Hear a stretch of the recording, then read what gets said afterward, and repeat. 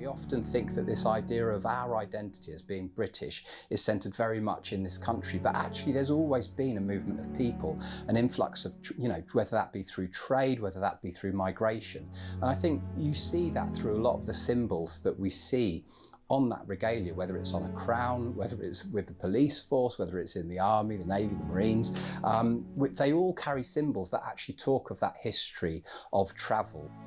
My name is Rich Miller. I'm a ceramicist, a tile maker and a judge on the Great Pottery Throwdown. So this is my first solo exhibition and it's at the Watts Gallery. It's called Fired Legacies and it's really centred around all of the themes that kind of exist within my work. Much of my work explores British colonial history and really my kind of place in it. I've got a real fascination with social history and the way we interact with objects and how society is formed and the hierarchical structures that exist. And really all of the individual pieces that I make kind of ask the questions that I've always been thinking myself. It feels wonderful to be having my first solo exhibition at the Watts because I've had such a long-standing relationship with the gallery space and the people that work there. I've sort of known of the site for many years, and as a student doing my ceramics degree in Farnham, we visited the chapel and the gallery, and to see how it's been developed over the years has just been wonderful.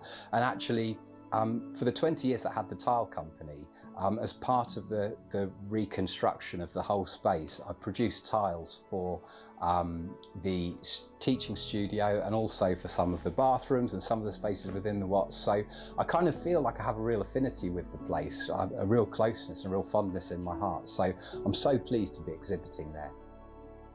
So when I'm thinking about making work, it's really quite a slow process. I'm someone who generally thinks through making. So although I do draw, it's quite functional drawing, it's technical, it's working out how I'm going to assemble things. But much of the work sort of starts its origins through either bits of history that I've learned, little social narratives, interactions that I've had, and then I kind of feed that into the end piece really, and I try to use symbolism that kind of relates to the colonies, also to British history, and I kind of weave that into the object. And very often the central theme is centered around something very specific. So for example, at the moment I've been making a lot of ceramic lampposts, and that's really the advent of this whole kind of flying the flag, flying the British colours, because I just feel like it's interesting how objects within society that are created out of an idea of safety, lighting a space,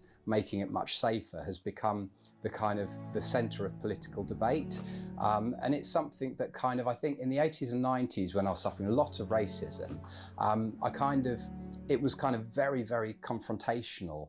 But then now it's so much more subverted, and these conversations are taking place in parts of areas of society that kind of remain under the radar. You'd never think that a lamppost would be the kind of centre of political debate within the UK, but just because of the circumstances within politics, it's become that. So I kind of make objects to start those conversations around these objects that we kind of live with and see and are part of our lives, but maybe we don't talk about, we don't think about necessarily on a day-to-day basis.